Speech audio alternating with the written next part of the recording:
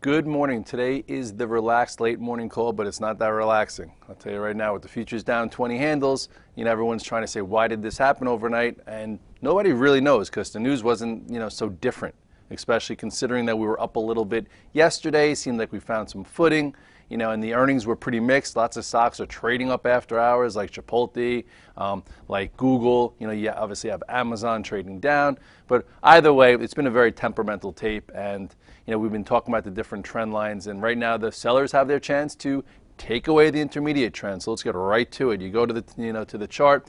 This is the S&P, and these are the trends here. This was the first one that broke. This is the first one that told you something is different in 2014. We broke the 21-day, take some risk down, potentially get out of the way, and figure it out. Since then, we've been trying to hold this 1770. Pre-market, we were below it. Right now, around 905, 910, we're right above it. Yesterday, it looked like we had day one of what could be a move into a potential right shoulder. This is what I drew yesterday in the recap, and I said, it'd be nice to have some longs, make a little bit of money, then perhaps look to short into the 1803 to the 1808, and you know what? If you're long, they didn't give you that trade, and if you're looking for that easy short or the more calculated short, you didn't get that either. So they're making both sides a little frustrated. So with that being said, here is the trend line. This is 1770. Here is your 100-day at 1766. If we were to break below this area, I would say if you are trading versus, you have to take your losses. You have to, swallow it a little bit and get out of the way, because who knows? The next stop could be the 150-day at 1733 or even the 200-day. And then the macro trend line comes all the way down here. So with that being said, January will be coming to a close today. We'll, depending on what happens today, down around 4%. So, a little different. Okay, but in perspective, all we're really back to is where we were in December, down 4% after being up 30. Not the biggest deal. I wouldn't call it the end of the world. I'd actually call it a little bit healthy for the more macro individual, but as a trader, it's been very thin and erratic. As far as some earnings after the close, let's just get into a few names. Google, it's up, traded through the pivot high here of 1167. Yesterday went to 1190. As long as it stays above this, it's okay. I'm probably not going to trade it, but this is being treated with a pretty soft report, or just mediocre, well. Amazon missed by a lot. Okay, it did get as low as 359 yesterday after hours, and has bounced off it. I'm not sure if it's going to come back and retest that, but if it tries to rally back up, this 380, 383, was resistance after hours. So if they try and rally it back up, who knows? Amazon's crazy after earnings. See if it reclaims this or whatnot. If they continue to sell it, that is big support, and it looked like that last night. Facebook came out with earnings yesterday. It's down a little bit. Maybe look to this to see if some strength comes back.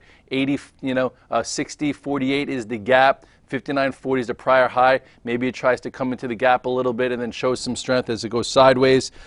Yesterday, Tesla was strong. Day one, maybe it could try and go green today or hold 180-ish for option expiration. Look strong. See what happens there. And then Bank of America has been the strongest bank. Looking pretty good. It's down a little bit. Maybe, you look there to see if any banks could do well. And then Goldman and Citi have been the worst. I keep buying Goldman, thinking I'm going to get a bounce here, and, I keep losing money. And I don't even know why I'm doing it. But this looked as if it was ready to, break above the lower pivot, retest the moving average of 168, and now it's right back here into support. I'll use this 163 area. If it breaks this, I have to get out of the way and, lick some wounds there. Some retail was decent yesterday. I did actually buy a little bit of Lulu, thinking that maybe this is a reversal. It's off a little bit. See if it can hold this low and see what happens there. As far as other stronger stocks yesterday that they might come back to. You have this Kihu tried to break out. See if it can hold 94.95. GLD, gold is up a little bit after that. Fake out move. Looked like it was going to break out, open down. Now it's in the gap. Very random. So listen, in a day when the futures are down 20 handles, see or red, you look to see if anything shows relative strength. If you have 5 or 6 overnights like I do, maybe, you see the morning low, you buy a little bit versus it, they try and fill the gap. If it runs out of gas, salvage a trade, lose a little less just in case it turns into a trend down disaster, and why deal with that? If you buy a little bit too early and then it pushes through those lows, then you might be in too much pain and then it comes back and you can't salvage it. So, it's a complicated morning. Complicated. That's why at this point, if you're having some frustration, reduce your risk. If you have a swing account and an active account, try and have nothing in your active account. So this way, if you take home something that looks strong like a Tesla yesterday, maybe down $3 in your active account, you could take some of your own swing account's pain and buy it, make some money here while this just comes back. And that's the beauty of two accounts. There's no reason to have things in both, when you're in a volatile time, because, you're not going to be able to take advantage of any of the volatility that's taking place.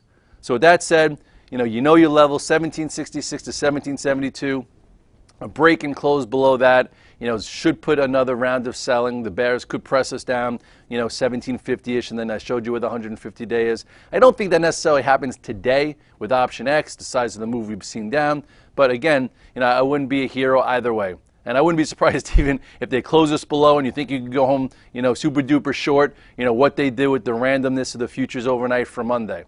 So with that said, do less. There'll be more clarity. There is movement if you're looking for it. There are some specific strong stocks here and there, but they're hard to trust, especially holding them when you walk into days like today.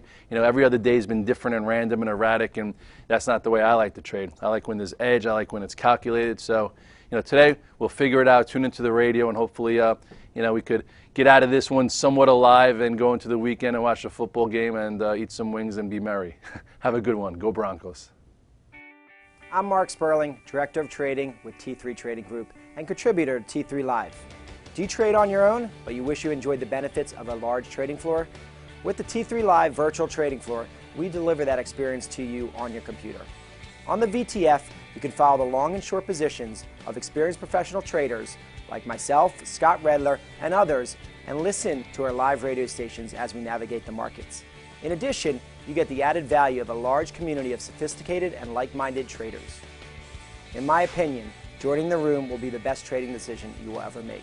I would like to invite you to begin your membership with a 7-day free trial. To get started, visit t3live.com and click on the Virtual Trading Floor tab. Have a great day, and I look forward to seeing you in the VTF.